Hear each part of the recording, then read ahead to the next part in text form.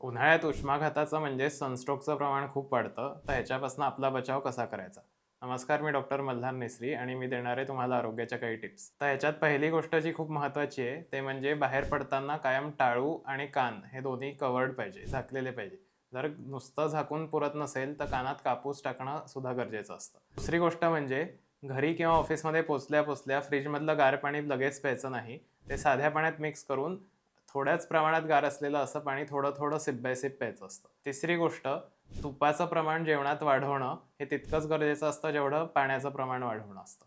त्यामुळे तूप जेवढं तुम्ही जेवणामध्ये वाढवाल उन्हाळ्यात, तेवढं डिहायड्रेशनचं प्रमाण आपोआपच कमी यायला लागतं. आणि चौथी एक बोनस टिप म्हणजे तुम्ही जर नुसतंच पाणी पीत राहिलात, तर बरेचदा त्याच्यामुळे सुद्धा डिहायड्रेशन होण्याचं प्रमाण वाढतं. तर त्याच्याऐवजी कैरीचं पन्हं, नारळ पाणी, माठातलं पाणी असं ऑल्टरनेटली साध्या पाण्याच्या मध्ये मध्ये पीत राहावं. अशाच आरोग्याच्या टिप्ससाठी फॉलो करा मेधामृत आयुर्वेद.